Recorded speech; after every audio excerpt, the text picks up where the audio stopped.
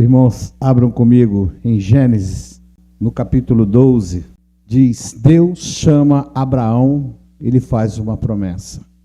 Ora, disse o Senhor a Abraão: sai da tua terra, da tua parentela, da casa de teu pai, e vá para a terra que eu te mostrarei.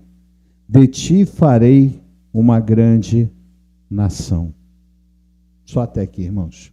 Brincadeirinha com vocês, só para descontrair. A gente entende, irmãos, o início, a formação e a criação de tudo com que Deus preparou para cada um de nós. Deus, por amor às nossas vidas, porque a gente sabe que trazemos com nós, em cada um de nossos corações e vida, o pecado. E o Senhor, sabendo disso, Ele tenta de inúmeras oportunidades nos resgatar. E ali Ele levanta Abraão para poder trazer à mente do seu povo que o Senhor os queria com ele. E Ele levanta ali Abraão e promete que faria uma grande nação. E confesso que eu venho bastante dias analisando, olhando, pesquisando, entendendo que Deus chama Abraão. E Abraão, lembram, vamos conjecturando na história, tentando entender, Deus, depois de levantar Abraão, ele gera Isaque, lembra? Ele era estéril, não podia ter filho, e Deus começou a fazer as suas maravilhas no meio do povo e mostrando, olha, eu é que mando. O poder, o querer, o efetuar, está nas minhas mãos. E o Senhor dá Isaque para ele. Isaque, irmãos, gerou Jacó. E Jacó também, a gente sabe que ele enganou o irmão dele, né? Foi trocada ali a primogenitura, mas o Senhor levou ele a um deserto, trabalhou na vida de Jacó, e às vezes é duro, né? Quantas das vezes o Senhor permite as coisas acontecer? De repente pegou a nossa irmã, levou lá para Portugal e lá dar uma amassada lá, mas porque Deus tem algo preparado, grande na vida dela, mas para isso precisa-se de um bom alicerce, precisa de um bom entendimento a saber o que Deus pode fazer na vida dela. E assim foi com Jacó. E o que aconteceu? Ele lutou com um anjo, ele lutou lá com aquele sogrão dele lá, passou troncos e barranco, mas ele venceu. E o Senhor fez o que com ele? Mudou o nome dele para Israel. Passou a ser Israel. Israel, irmão, ele deu prosseguimento àquela promessa que havia sido feita lá atrás para Moisés. Ele muda o nome dele e dá origem a 12 tribos, aonde começa a formação. A gente vê a forma e maneira que Deus vai trabalhando. Cada uma daquelas 12 tribos que foram levantadas, irmãos, ela possuía um estandarte com símbolos bem diferente, mas havia uma grande peculiaridade entre eles. Sabe o que era? A unidade. Dentre as 12 tribos, eu tenho aqui que eu marquei algumas coisas, na tribo de Rúben, ele tinha ali no seu estandarte o símbolo do sol e da água. Simeão, fortaleza e torre forte. Levi, peitoral das vestes do sumo sacerdote. Lembra aquele peitoral, as 12 pedras representando as 12 tribos? Judá tinha um leão, Dan, uma balança, Naftali, uma gazela, Gade, uma tenda, Asser, uma árvore frutífera, Isacar, uma égua, Zebulon, um navio, e Efraim, uma vinha e uma árvore, e Benjamim, um lobo. Esses eram os símbolos que continham nos seus estandartes. Então, 12 tribos se formaram, caminharam juntos? Não, cada um foi para um lado. E cada um tinha o seu estandarte. Quem quiser depois, com mais calma, em Gênesis 45 a 49, vocês vão ler sobre todo esse assunto que eu estou falando aqui. Os estandartes foram montados ali ao que Deus tinha a fazer através deles. Então, cada significado desse estandarte, o povo trabalhava dentro de alguma coisa ali, e havia neles uma unidade. Deus levantou um povo autossuficiente. Eles não precisavam ir a outros lugares, porque entre eles possuíam tudo que eles precisariam para poder levar e dar continuidade ao Evangelho e até a formação do que Deus queria. Mas a gente ainda está lá no Velho Testamento, né? Assim, cada tribo um estandarte, um significado. Irmãos, é preciso estar sempre firmes para o que foi designado, e nisso Deus opera. Então, quando você está firme naquilo para o qual Deus o designou, você vai ser firme, vai estar firme, vai ser inabalável. Nada vai te derrubar se você estiver no centro da vontade de Deus. Se nós procurarmos estarmos desta maneira, nós seremos inabaláveis. E eu gosto de aprender com um abençoado. Para mim, carinha, quando chegar lá no céu, eu quero dar um abraço nesse camarada, porque ele é um cara que nos ensinou, e nos ensina, e nos ensinará cada dia mais muitas coisas maravilhosas. Esse camarada, ele chama-se Davi. E eu gosto de aprender com os desafios de Davi. Nós vamos dar uma passeadinha aí, mas tentem entender a maneira com que Deus vem trabalhando e trazendo crescimento a esse seu povo. Davi, irmãos, ele passou por inúmeras dificuldades. Lembra quando ele lutou com o urso? Para e pensa aí.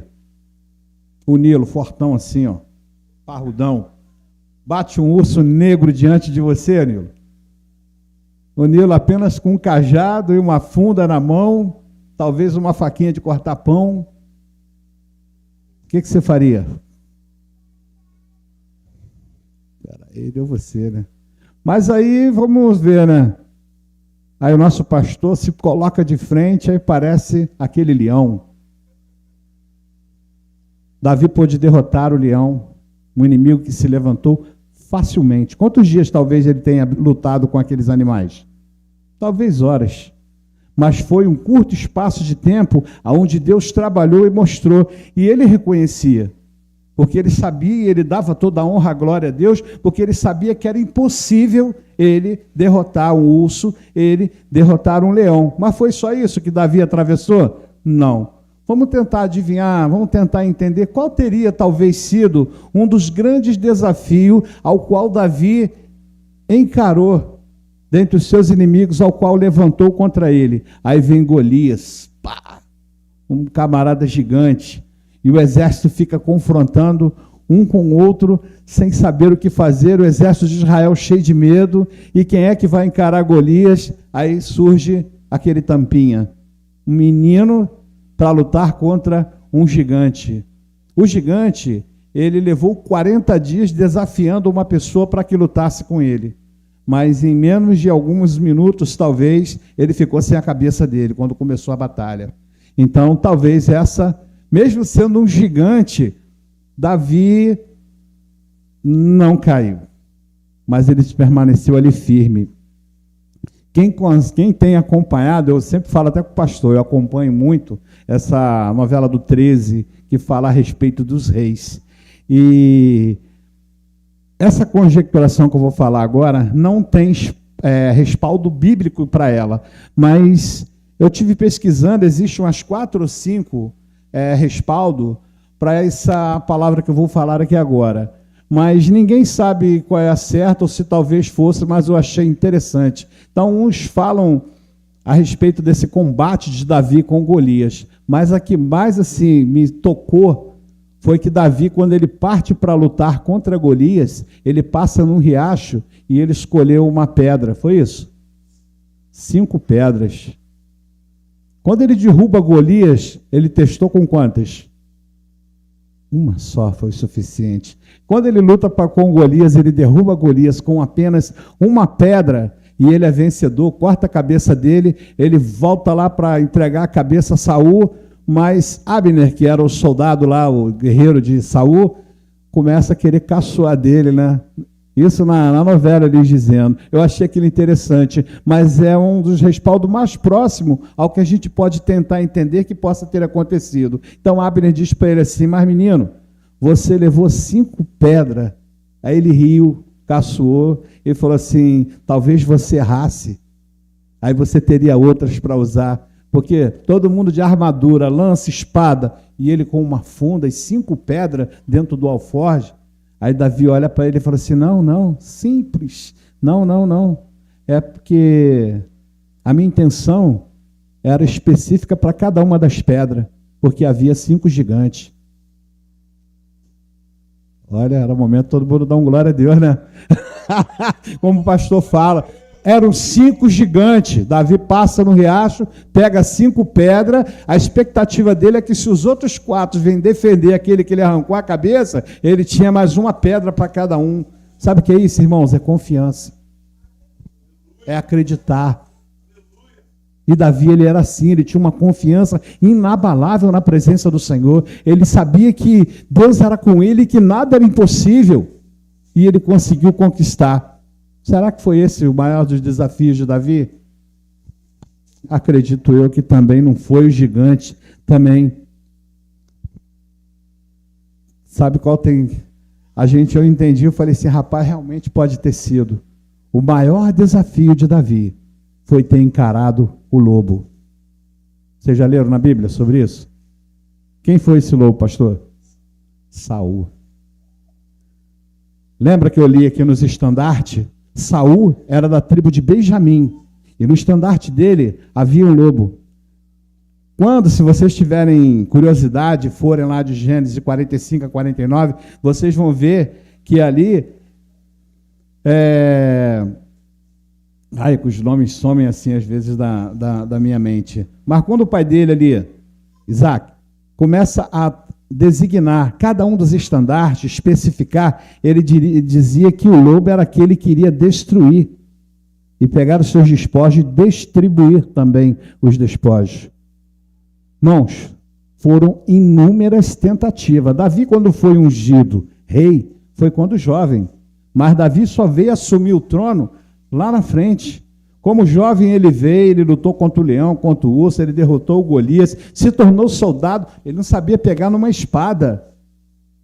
Ele aprendeu a utilizar uma espada, ele aprendeu a lutar no exército, ele se fortaleceu, ele cresceu, ele desenvolveu e o tempo passou. Só que Saul, no seu interior, que ele escondeu de muitos, ele sabia que ele tinha sido rejeitado por Deus. Ele sabia que um rei havia se levantado. Em certos momentos dá-se a entender que ele achou até que fosse ser Jonatas que tomaria o lugar dele. Ele ficava meio assim, mesmo com o filho dele, se soubesse, ele ia querer arrancar o pescoço. Mas não era Jonatas.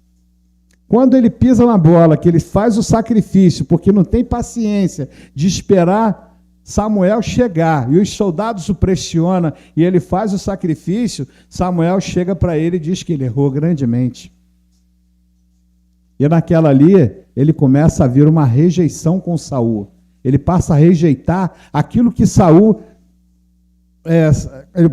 passa a rejeitar aquelas instruções que Samuel sempre vinha dar a ele, porque Samuel falou que ele chega a rasgar a veste de Samuel naquele momento, e Samuel disse que o reino dele tinha sido rasgado, assim como ele havia rasgado o manto de Samuel. E ele começa a pensar quem estaria tomando o seu lugar. Quando ele vem a descobrir, irmãos, que era Davi, ele começa a persegui-lo. Quanto tempo levou perseguindo? E Davi sendo perseguido, Davi teve inúmeras maneiras, inúmeros momentos também de tirar a vida dele. Mas ele era um homem temente ao Senhor, ele era um homem que acreditava no poder de Deus, ele era um homem que queria fazer a vontade de Deus, ele era um homem que não queria fazer a sua vontade. Davi queria sempre abrir um buraco e se enterrar para que Deus aparecesse. E Saul foi esse camarada que levou muito e muito tempo para tentar derrotar Davi. Então acredito que essa tenha sido um dos grandes desafios de Davi. O lobo, irmãos, é assim que Saul agia. Quando Samuel pressionou Saul, e Saul rejeitou os ensinamentos de Samuel, há textos bíblicos que mostram que Saul, pela noite, ele tentava prescrutar os caminhos ali até chegar e observar, botou soldados para vigiar todos os passos que o profeta estaria fazendo. Ele queria estar atento, ele queria estar ligado, porque ele queria na mão forte dele poder manter o reinado nas suas mãos. Mas o projeto, o plano de Deus, irmãos, é outro. Quando Deus tem um plano para você, ninguém pode impedir. Basta você acreditar e se posicionar da maneira que Deus quer que você esteja posicionado. Então, até Samuel sofreu a perseguição deste lobo. Então, eu acredito que um dos grandes desafios de Davi foi esse aí, foi um lobo, porque não foi um dia de combate, não foi momentos de combate, foi muitos dias, muitos anos, muitos meses que ele tentou de inúmeras formas abater Davi, mas o Senhor de todas vinha livrando ele. Mas sabe por quê que Deus fazia isso? É porque Deus acreditava e tinha Davi como um homem segundo o coração de Deus. Mas vocês lembram de que tribo Davi fazia parte? Qual era? Judá. E o estandarte de Judá, vocês sabem o que é? É um leão. Ele vem da mesma linhagem que Jesus também vem. E a palavra diz que Jesus, ele é o leão da tribo de Judá. Então, por mais que Saul tentasse, jamais ele conseguiria abater Davi. Aleluia. Então, irmãos, aí a gente pensando, uma frase gostosa de poder se dizer. Diga para o teu irmão do teu lado assim, olha, aquele que te guarda é maior do que o que te ataca. Aquele que te guarda é maior do que aquele que te ataca. Irmãos, isso é tremendo. Confie no Senhor. Não haverá pranto, não haverá choro. Confie no Senhor. E certamente, irmãos, você será vitorioso. A Bíblia vai dizer em Romanos 8,33, quem intentará contra o braço forte do Senhor? Se você está nas mãos dele, se você está na presença dele, se você está no centro da vontade dele, quem intentará contra o braço forte do Senhor? Porque é ele que nos justifica. Ele que nos justifica. Então eu aprendo, irmãos, que no Antigo Testamento ele levantou um corpo. É isso que eu aprendo. Ele diz a Moisés que ele faria o quê? Levantaria um. Que todos pecaram, destituídos estão da glória de Deus e carecíamos da graça. O que é graça? É favor imerecido. O pastor é mais santo que todo mundo, então ele merece. Não. Favor imerecido. A quem você acha que não merece, talvez receba e tu não recebe. Favor imerecido. Isso é graça. Então no Antigo foi por Abraão. Ele chama, ele levanta uma nação inteira, mas pela lei eles não conseguiram. Mas eu preciso falar aqui de nós agora. Nós falamos deles lá, mas vamos para nós agora. No novo é por Jesus. É através de um corpo. No Antigo, o povo se dispersava. Certo? 12 tribos, uma para cada lado. Quando necessitava, ele se juntava, né? A tribo de Judá, que era uma tribo de guerreiro, todo mundo mandava logo a mensagem para ele, né? Avisa Judá lá que nós vamos entrar em guerra. Aí vinha aquele exército de Judá e ajudava e eles eram vencedores. Mas, por Jesus, no novo, não é possível ser igual. No antigo, o povo se dispersava. Mas no novo, não pode. Pois um corpo vive sem membros, mas os membros sem corpo, ele morre. Quantos já viram na internet aqui um tampinha sem braço, sem as duas pernas, sem os dois braços, pai de família, bem sucedido na vida, camarada nada e tudo, passou no Fantástico há tempo? Vocês chegaram a ver esse camaradinha? Alguns irmãos viram. Ele não tem as duas pernas, ele não tem os dois braços, mas o cara nada, jogava ele na piscina, parecia um peixe, pastor. Uma coisa assim, o cara parecia um peixe. Ele não tinha os membros. Mas eu quero te perguntar uma coisa.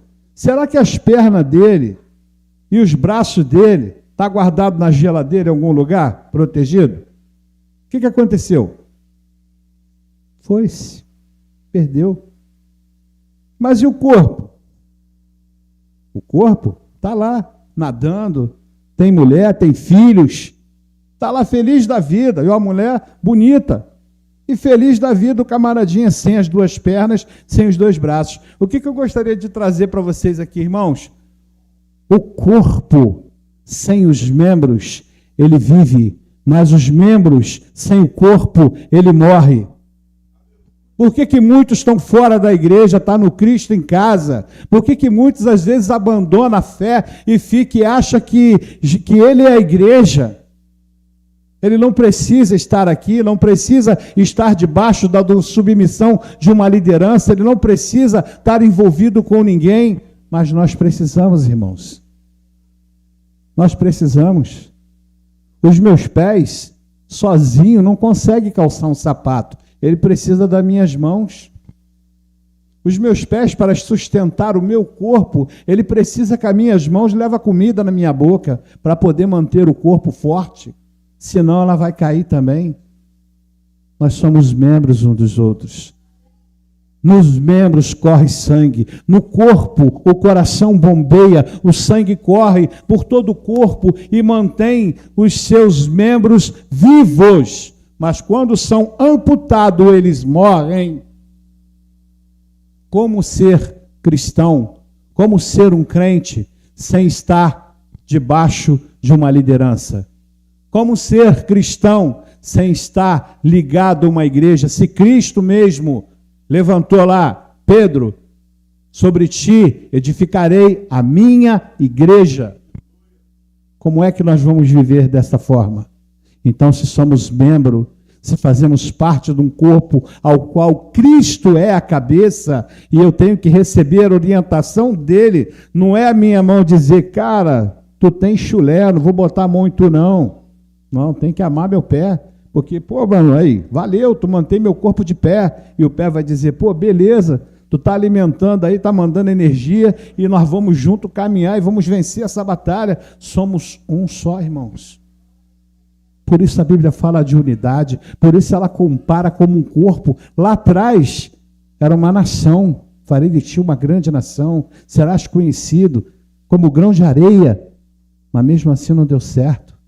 Foi preciso Jesus vir e morrer por mim e por você, e nos dar uma nova oportunidade de mostrar, ó, corpo. Está recebendo? Legal. Se não está, fica difícil. Não vai ter condição de prosseguir.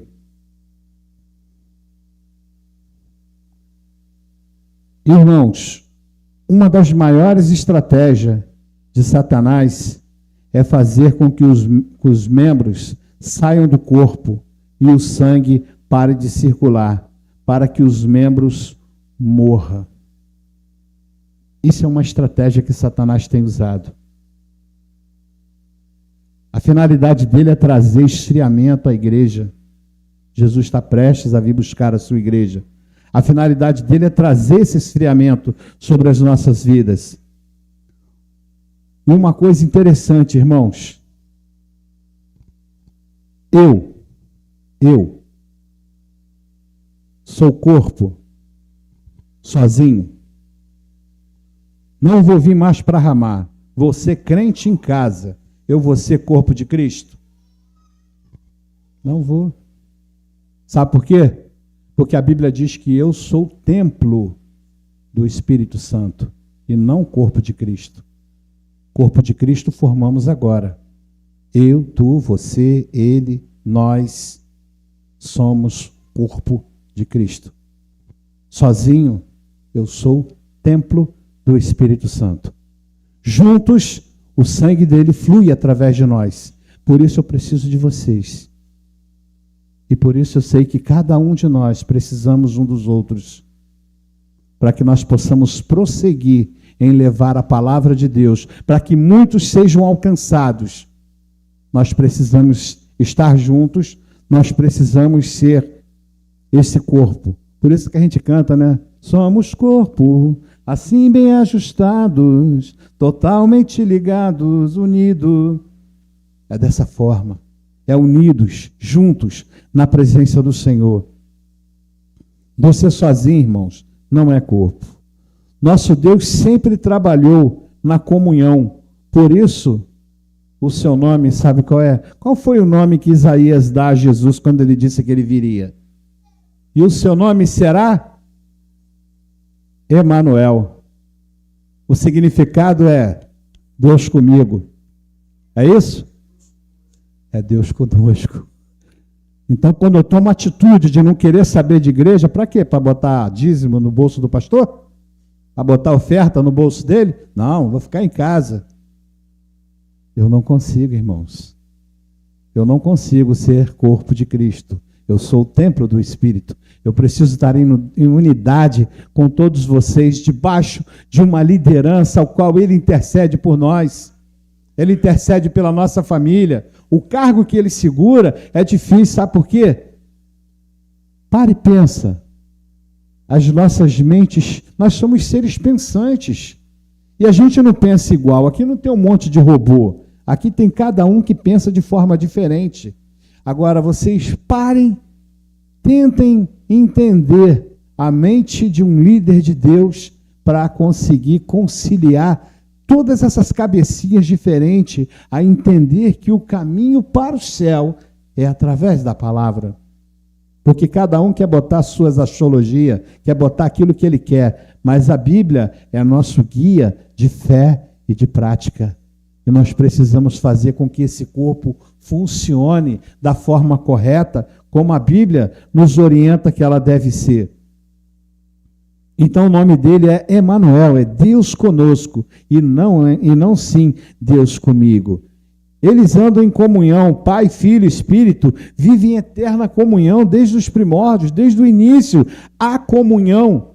Vocês já viram em algum lugar que Deus estava brigado com Jesus, Jesus brigado com o Espírito? Não tem isso. Eles estão numa eterna comunhão a fim de resgatar você e a mim, para que um dia possamos juntos exaltar o nome do Senhor. Eu sei, querido, que nós somos decepcionados, mas é na igreja que nós somos tratados, nós somos curados, nós somos ajustados. Eu sei que muitas das vezes na igreja vai vir um irmão, vai dar uma palavra que de repente pode ferir o seu coração. Mas eu tenho que entender que eu tenho que amar esse irmão, porque Jesus amou ele. Eu tenho que entender que ele é fraco, como eu sou fraco, e como ele e eu, nós precisamos de Jesus, porque a salvação é por meio da graça, e graça é favor imerecido. Eu tenho que entender que o Senhor chamou um povo, mas o povo não conseguiu, então ele levanta um corpo, e eu tenho que entender que hoje, para que eu alcance salvação, para que eu consiga levar Jesus à minha família, eu tenho que entender que eu preciso ser um corpo com os meus irmãos.